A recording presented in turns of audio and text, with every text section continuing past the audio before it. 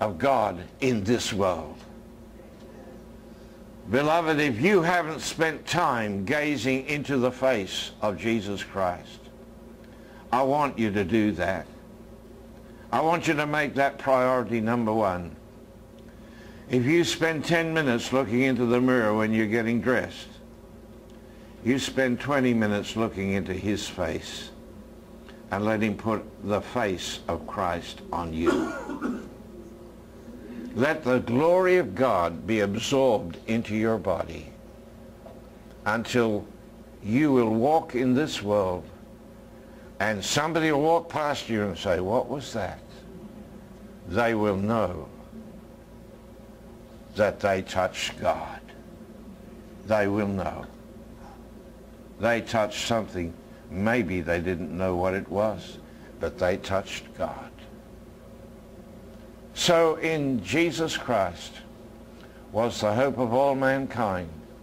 And a dear lady on one occasion who had a serious problem.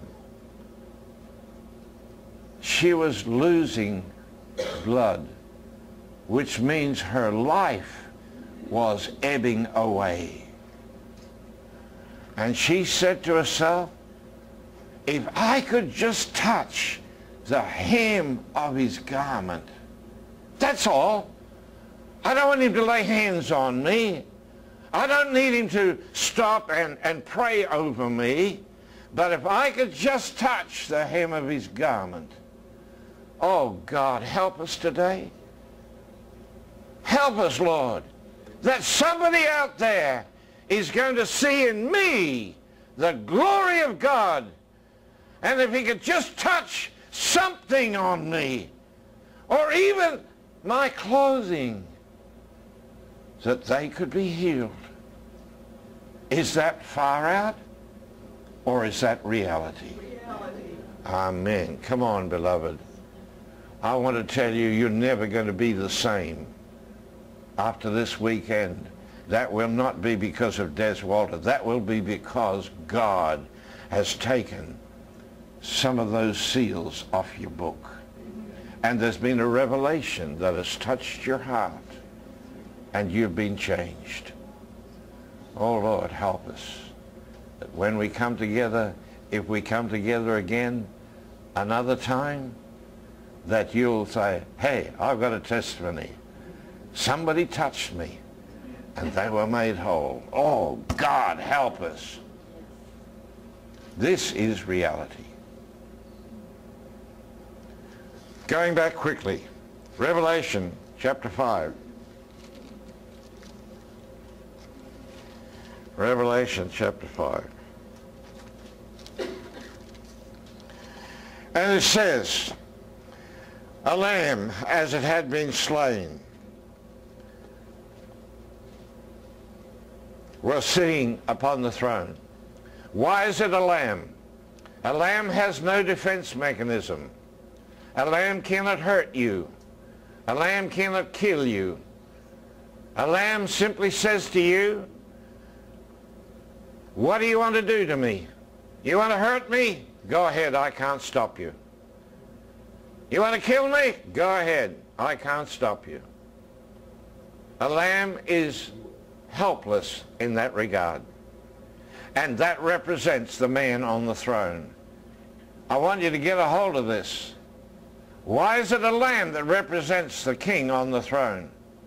Why is it not a lion? There's no need for a lion, that's why.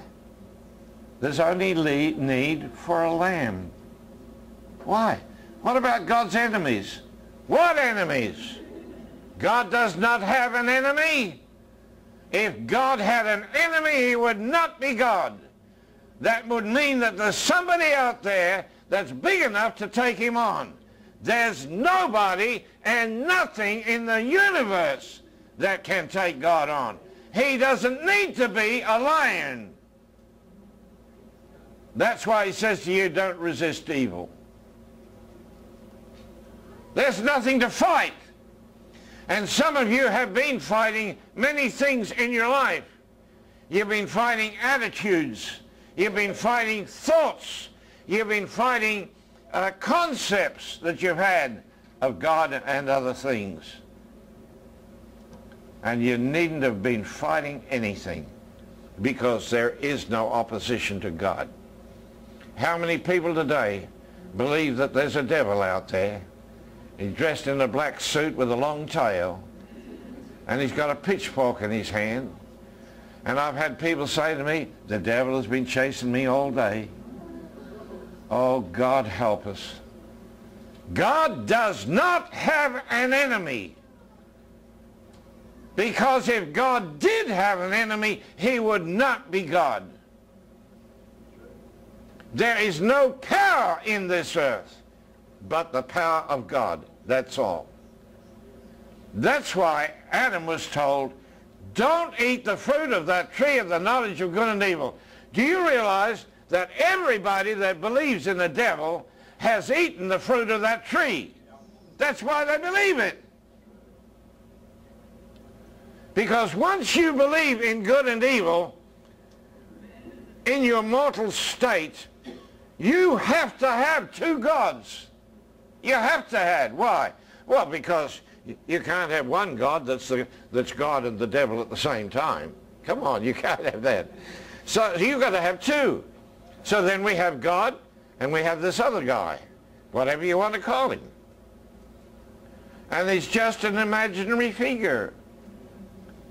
Do you realize that we all have the greatest nation functioning in us? That's the imagination. It's the biggest nation in the world. And what do we do? How do we use it? Anything you do not understand in the spirit, your imagination will fill in the blanks.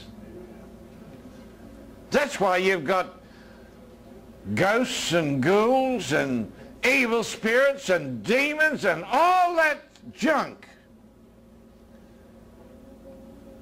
And I want to tell you this is out of my experience. I know. Because you see, I minister among a lot of people that are very superstitious, and they believe in all of that stuff. And I want to tell you, in the last 30-odd years of my ministry, I have never once had to cast a demon out of anybody. And I have dealt with people that the church has tried to de-demonize them for years.